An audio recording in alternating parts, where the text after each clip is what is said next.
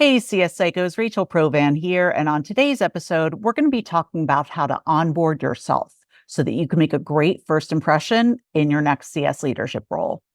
We'll get into exactly what to focus on and when, the mistake most CS leaders make that screws them over for the rest of their time at the company, and how to set yourself up for long-term success while knocking out some quick wins. That's all coming up next, right here on Psychology of Customer Success. Stay tuned. Humans don't think or behave like computers. You can't just run a command and get them to do what you want them to do. So why are you still basing your CS strategy based solely on logic? I'm Rachel Provan, CS leadership coach, award-winning CS strategist, and certified psych nerd.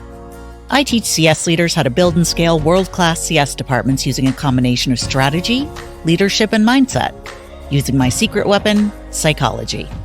Come join me every Wednesday for Psychology of Customer Success, where we'll dive into why people do the things they do, what motivates them, and the effect that has on your CS strategy, team dynamics, and executive presence. Make sure to subscribe on Apple, Spotify, or wherever you listen to podcasts, and make sure to share it with your CS bestie. Talk soon, and here's to your success.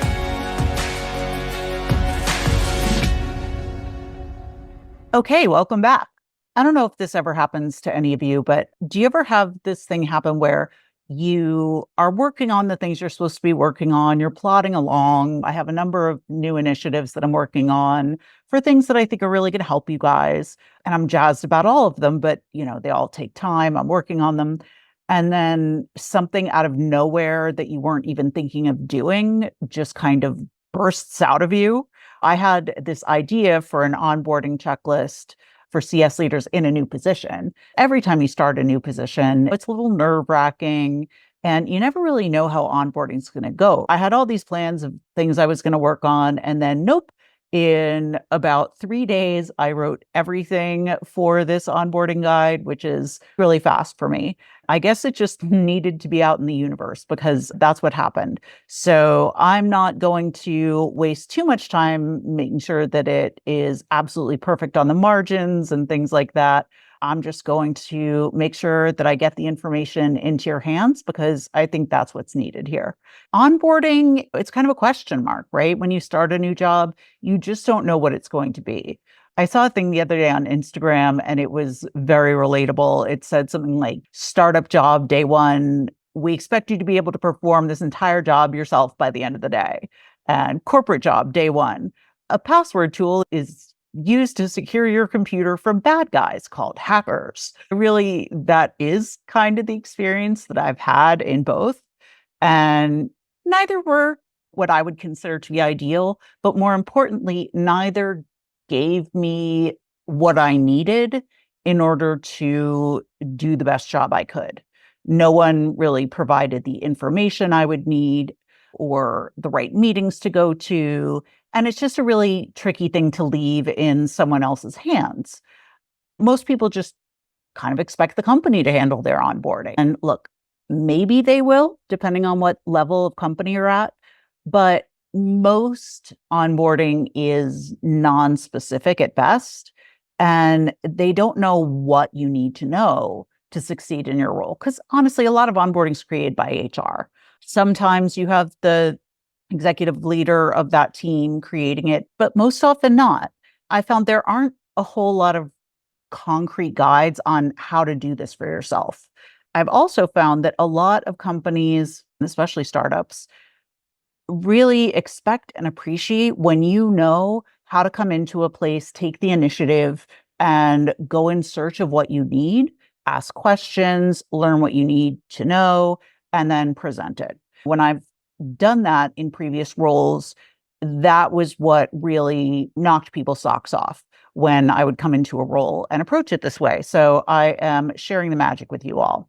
What I created was a 30-day checklist for the first 30 days of your new role as a CS leader. It's almost day by day. It's definitely week by week. And certainly the first week I go day by day. I'm not going to get into every single thing on the checklist here because it exists for you to read. It's a checklist. It's not long. But we are going to get into some of them so I can dive a little bit deeper. I know that some people like me really like to hear about something rather than just read it. For me, it goes in my brain better that way. We need to remember first impressions matter. And in your first month, you're not just getting onboarded. You are showing people what customer success is and what they can expect from the department. Even though you might be super excited to be getting started and you want to show everyone they made the absolute perfect choice in hiring you and not know how they ever lived without you before, the best bet here is to actually suppress those natural instincts here. Slow down, shut your mouth, and listen, because you don't have context yet. So what I'm going to do here is just kind of walk you through those first 30 days and give you a little bit of context. So the 30 days actually starts before the first day. What I like to do to just start out on the right foot is just reach out to your manager a week before or a few days before and express excitement about starting and ask for any materials that they might have on hand that you could review so that you could hit the ground running. Most of the time, they won't really have much for you, but they'll appreciate the ask. And if they do have something, read it. But this is why I like to do it a week in advance. So it's not like, yeah, we have this 230-page SOP book you can get started on. You want to give yourself a little time to read whatever they provide you. And generally, that way, it's not just this awkward thing of like, you've been through the interview process, they've hired you, everyone's excited, and then just like radio silence until day one. It just helps buffer that time really well. Once you're actually in the job, everyone gets really nervous about their first day.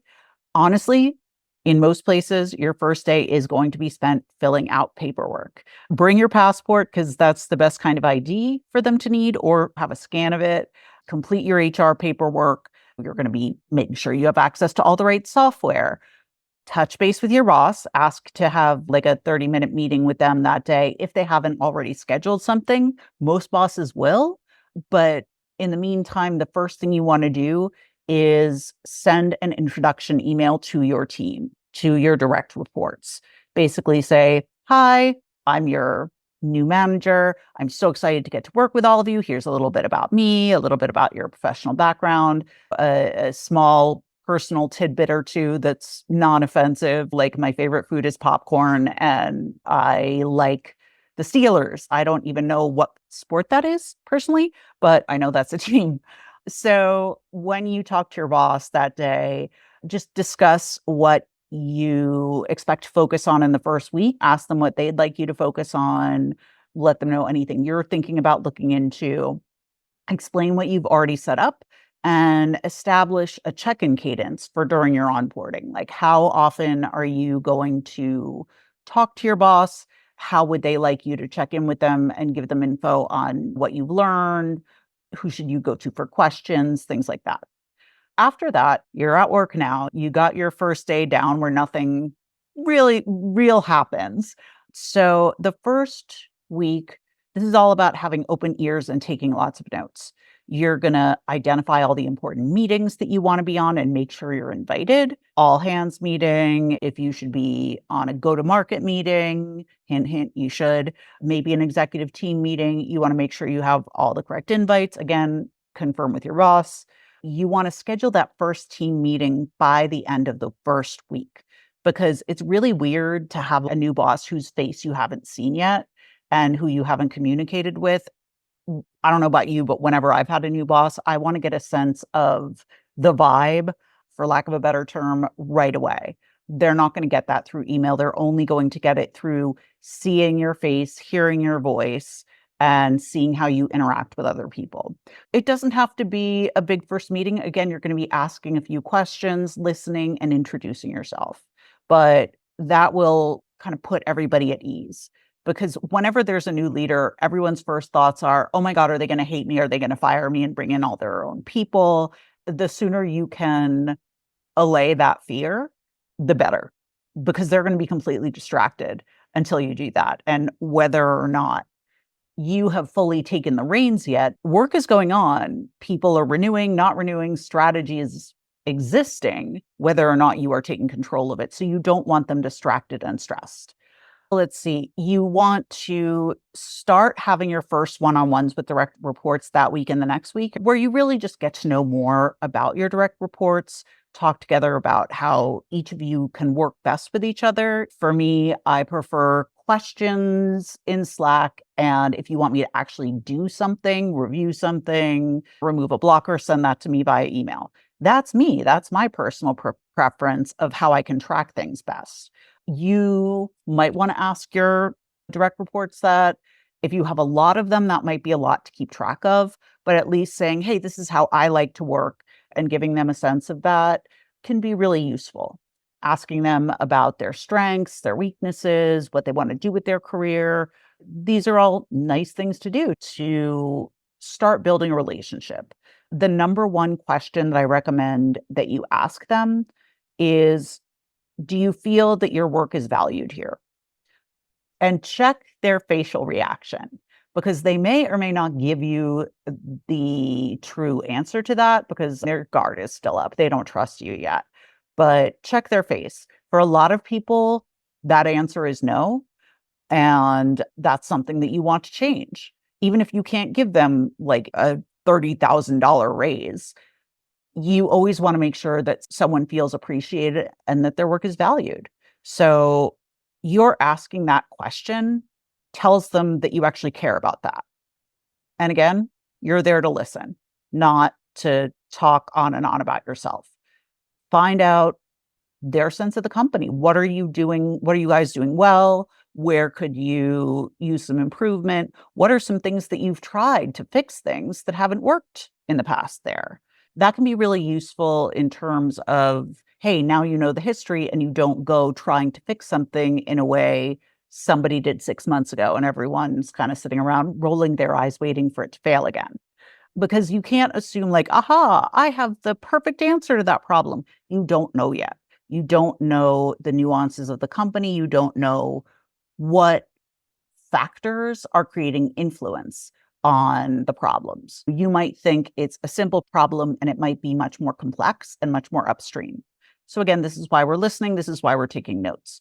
As you meet with the direct reports, see if there are any themes that are coming up. Are they all saying you're really bad with upsells? The upsells aren't aligned to the customers, they're not interested, or your retention is really bad because they never have a chance to talk to the customers again, except maybe once a year after onboarding or when they're asking them for a renewal. See if those things are coming up over and over, or if it's a mixed bag. Because if they are coming up over and over, that's something that, okay, this really does sound like an issue. I'm going to dig deeper here. I'm going to want to sink my teeth into this. Keep your eye out. Don't commit to it yet. Keep your eye out on those things for quick wins, because as you're there, you do want to score a few quick wins within your first month, not your first day, not your first week. No one is expecting that from you. And it's something that can really shoot you in the foot if you try that too early. You're also going to want to send some emails to cross-functional leaders, get meetings set up with them for weeks 2 and 3, just one-on-ones. And it's going to be similar to what you're doing with your direct reports in that just getting to know them a little bit, understand how their department works, what's important to them, what their biggest focus is right now, and talk to them about how do you like to work with customer success. And then say, these are some things that have worked for me in the past with this kind of a team. And again, you can space those out. You don't want to be having 6 meetings a day if you can manage not to. And you're probably scheduling a lot of these, so you can manage not to. You want to retain some of this information and not be an absolute dish rag by the last meeting of the day. This is their first impression of you too. Your first impressions are getting meted out. It's not all at once, which is annoying, but it's something where marathon, not a sprint. So we have to account for that. You're going to want to get a high level overview of the product. That's probably something you want to do well before you get started. It's probably something you did in the interview phase, but just dig a little deeper, look at their homepage, Google them a little bit, see what use cases they have. I'm not suggesting you need to become a power user this week. I'm just saying, know what the product does. If your aunt asked you, oh, tell me about this new company, you could tell them a reasonable facsimile of what they do. Not just like, it's something with managed services. I don't know. It's very techy, a lot of wires. That's what you want to avoid. You want to take that time to also define your specific role within the organization. Take some notes, figure out this is what the company needs in terms of customer success, not how can I fill every single hole in the company? That is not what you are here for, and it's a huge trap. But really define what is customer success? How do we get our customers to their desired outcomes so that they will buy more, so that they will renew, so that they will tell other people? What are the things at this company that I will need to do? Who will I need to interact with? What software will I need access to? What in the past has been my role? What's worked well? And how would that apply here? After saying, okay, I think this is what this company needs from me in terms of customer success. And that could be, I think we need to break up this customer base into a tiered model. And I actually think I'm going to need someone to manage just the digital part of this, because it's going to be a lot different than the rest of the customers who are going to have a dedicated account manager. It really is going to depend on the company. The goal of what you do, the outcome, the getting those customers to their goals, to their results, that does not change. That is your role. It's the how that changes based on the company. So once you've got that basically written down, just meet with your boss, say, hey, I just wanted to align on expectations. This is what I see in terms of what this company needs from customer success. This is how I can best help you as a customer success leader. This is my specific role within the organization to increase retention, increase expansion, increase advocacy. That's week one. Now, before you start freaking out, it's okay if you don't get to every single one of these. It's okay if you take this 30-day checklist and you break it out into a 90-day checklist for yourself. Because let's be honest, in interviews, they have us do those 30, 60, 90 presentations. I understand it, but I almost have to laugh because I know that it is never going to go anything like whatever you present in there, because those are the best intentions and then things fall from the sky and you have to deal with them. So just be aware that if you don't follow this perfectly, it doesn't mean you're failing. It doesn't mean you're a bad leader. It doesn't mean you're doing anything wrong. It just means you live in reality.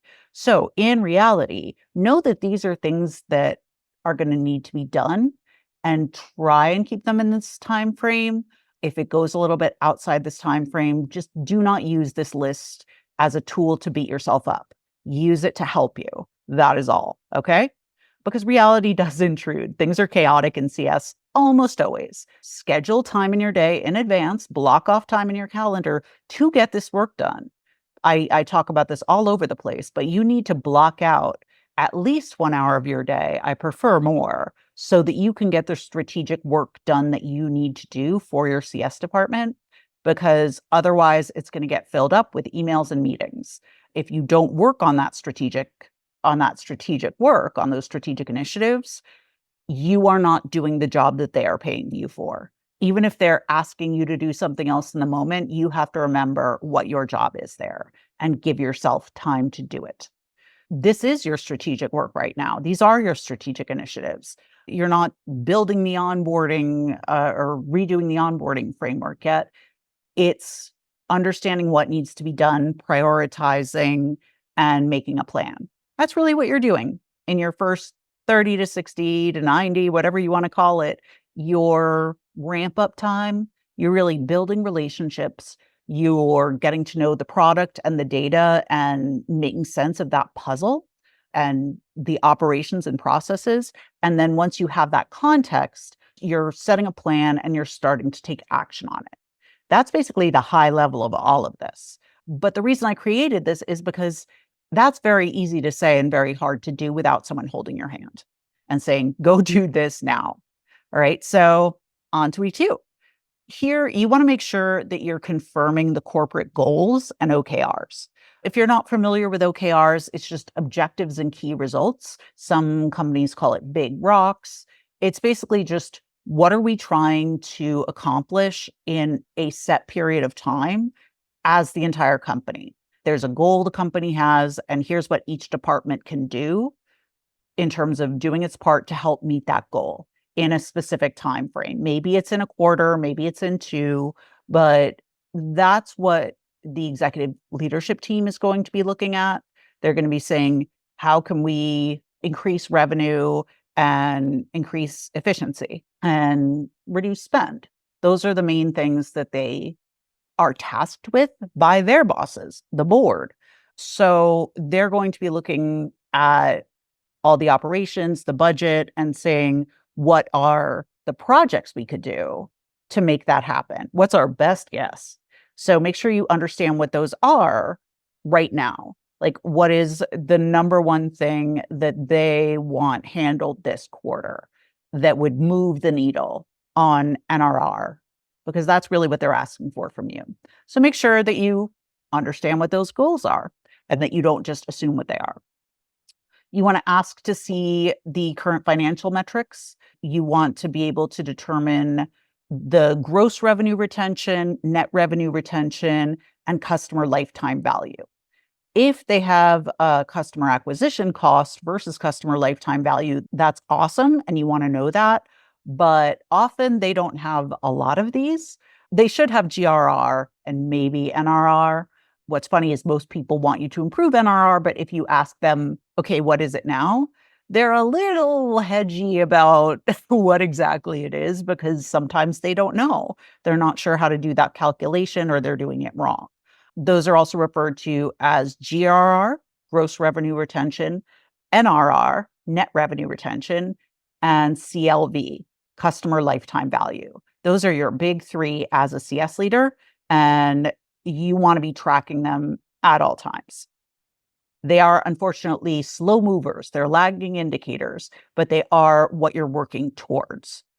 So in this time, you're going to be continuing to attend your one-on-ones with your direct reports, having the one-on-ones with your cross-functional leaders, and explaining past collaborations with similar departments, and understanding their current focuses, and learning how they like to partner with CS. You're also going to start doing a thorough assessment of the current CS team. What are their strengths? What are their weaknesses? And where are your opportunities? Relationships, relationships, relationships.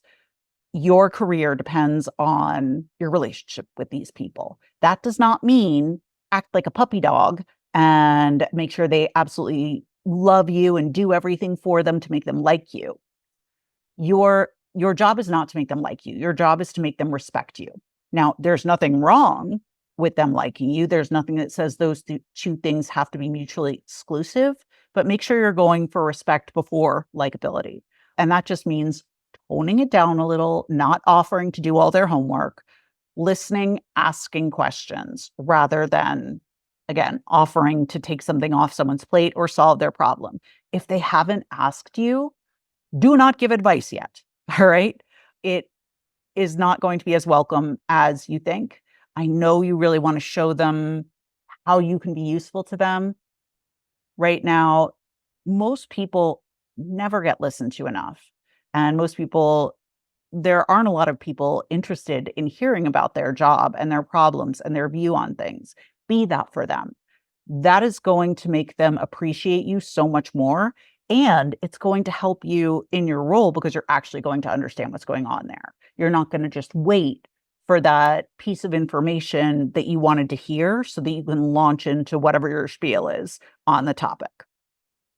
Week 3, you're going to really start looking into strategy, planning, data analysis.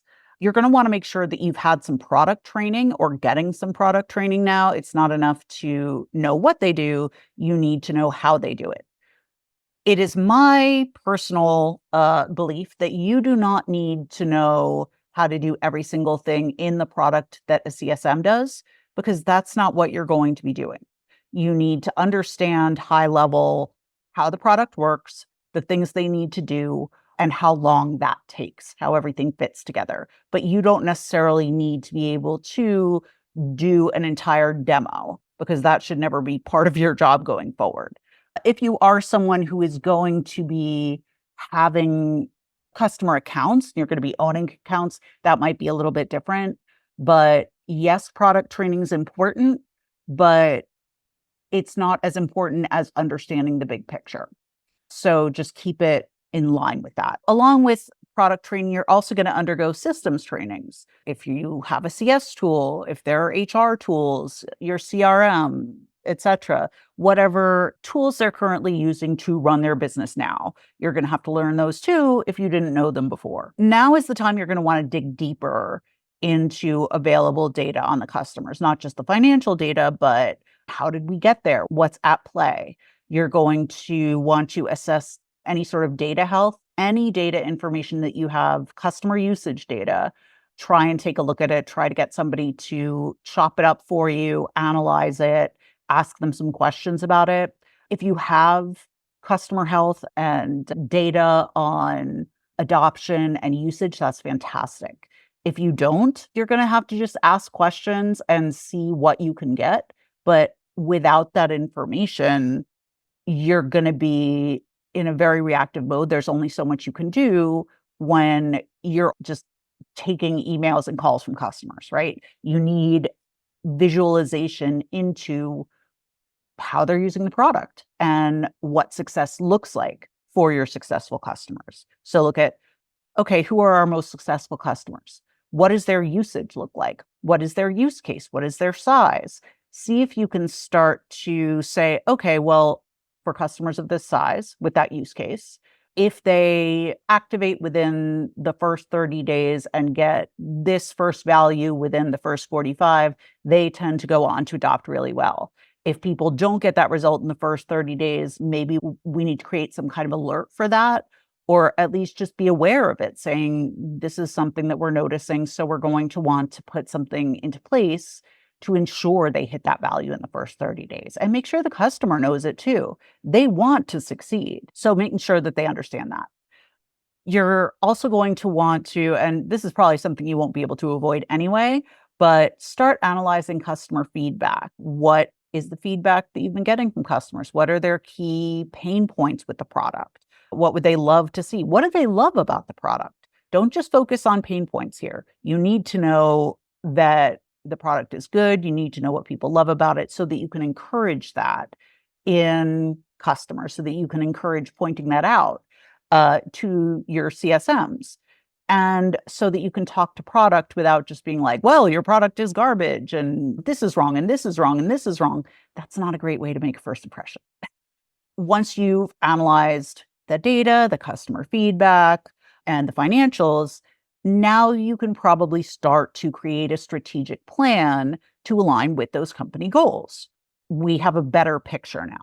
I do have a version of this. There's an upgraded version where there is every single template, email, agenda, question that you ask, metric you need to track in separate Google Docs for you. So you just click on each one and it'll take you there. So it becomes basically just fill in the blanks for you, because I understand that you don't have a lot of time. And if you don't have to actually map out the template of what am I going to say to this person? What questions do I need to ask? It's a little bit easier. So my favorite thing about that upgrade is that there is a slide deck so that you can plug it into a professional looking presentation that you can show to executive leadership and say, these are my insights from the first 30 days or 90 days. Again, however you're doing this, these are my insights.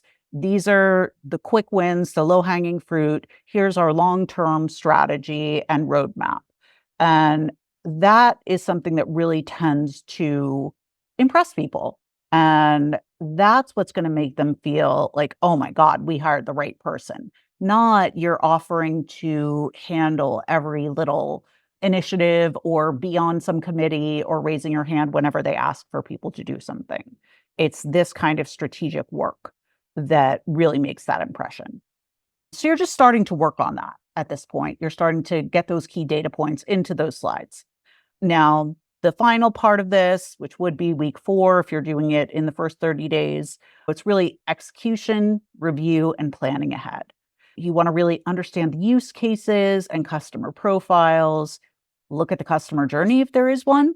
I tend to think there should be more than one customer journey, because if you have more than one use case, it's going to take different things to get them the result that they are looking for. I have a bunch of resources on the customer journey. I like to look at it as customer value realization maps. And that's something that I teach in CS Leadership Academy, where it's not just like, oh, what touch points do we have with them, but really, how do we get someone to that desired outcome of that use case? How do we get them those results? What do we have to do? What does the customer have to do? You want to review anything that you have already that gives you that information. You're going to identify and execute quick wins to build momentum. And I do have a list in the upgrade version of what are some that you can look for. They might be easy to identify at your company, but if you need some inspiration, these are things that have worked for me, have worked for other CS leaders I know, that were like, okay, so these are some quick wins, because CS is notoriously a slow growth process. So you want to show that you're more than all talk quickly. You're going to track those key metrics, measure success, and look, all anyone in a leadership position is doing, whether it's a manager of CS all the way up to the CEO, there is nothing particularly special about these people. Even if they've gone to business school, yeah, they might have some frameworks, but honestly, it's just a group of grownups in a room trying to make a plan to make something happen, to increase revenue, to increase the number of people using your product. They're just spitballing ideas and saying, this sounds like a good one. What do we have to do? Let's go for it. That's it. So you're going to try things, you're going to try strategies, you're going to see how they're working, and you're going to adjust based on the results. That's science. You have a hypothesis, you test it, you see how you do, you use that information to refine it. In science, we understand that your first try probably isn't going to be right. No one even expects that. They're like, all right, I'm going to start at this angle and just see where it takes me. The data is going to show me where to go, but I have to get started with something. This seems like our best bet. You are also going to be wanting to solicit feedback from your team, because they have more context than you do. So if you're going in a way that has already been tried, or something really pisses off another department and you don't happen to know about it, but they do, this is a great opportunity for them to tell you. This is a great time to hold a team meeting to discuss progress and areas for improvement. I would talk to your team about what the plan is going forward, your strategic vision, before you talk to the executive leadership team, and ask for their feedback, ask for their thoughts. You don't have to take it, but it's a respect thing.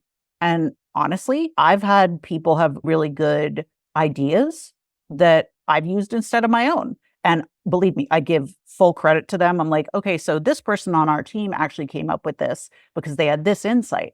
And I give full credit to that in any meeting. Make sure you do the same. That goes so far with your team. Once you've discussed progress and areas of improvement, it's really just going to be from here, reflecting back on this first 30 days.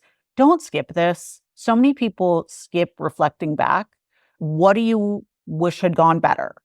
What would you do differently next time? What went really well? We are always forgetting to double down on what went well. So don't skip that. Don't miss it. Do more of what works. And then use that to say, all right, well, what's my next 60 days going to look like? And start to map that out. And finally, once you have all that together, go ahead and present your first 30 days of insights of the customer success strategy and roadmap to your leadership team. And that's really it. You want to remember to stay flexible throughout this. Again, it is not set in stone. These are best practices. Think about how many of these things you would not have done if you didn't know to do them, if you didn't have this in front of you. So even if you don't get to every single one, yes, that's ideal. Yes, that will get you the best results, but you're still doing better than you would have without it. I just know I tend to be a little bit perfectionistic at times and feel like if I don't check every box that I failed, I've really had to learn over time that no, like that's still 7 boxes. It doesn't matter that they're 7 out of 20. Those are 7 boxes that I wouldn't have done on my own because I wouldn't have known. Again, you're just going to want to seek feedback throughout this, tailor this to your company. From there, it should give you a better map of what you're going to be doing throughout your tenure there. All of this will be in the free onboarding checklist, which will be in the notes. I'll have a link to that and you can download it. There's an upgrade version to make this as simple as possible for you. Every email template to send, agendas for meetings, what questions to ask each department head, what questions to ask your team, assessments, metrics, data. There's a lot, guys. When I say this thing just like poured out of me, I kind of don't believe it. There's a lot of useful resources there. There is that template as well for that presentation.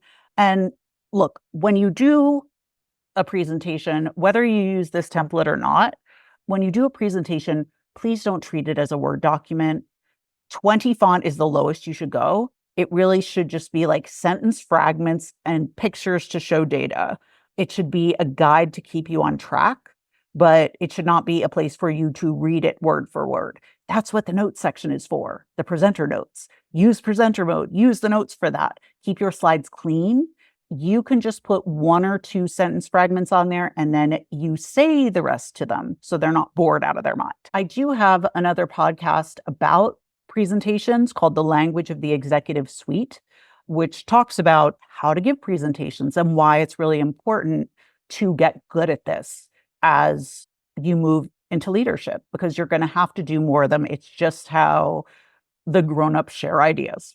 That is what I have for you today. I'm so excited to get this resource into your hands. You can go to provansuccess.com/checklist to download it. It's free.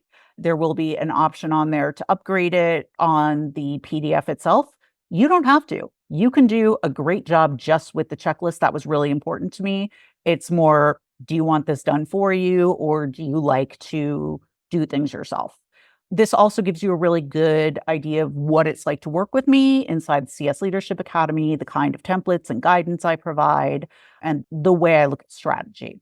It's not everything in there in terms of the strategic models and strategy building, because that takes a while to deliver to you and explain to you and to get you to think like a CS leader in that way, which is why there's a CS Leadership Academy versus just an onboarding guide. But this will give you a good sense of like, oh, this is the kind of resources this can provide me. I really do love helping you guys. Until next time, take care of yourself, get some rest, and make sure to share this with your CS bestie.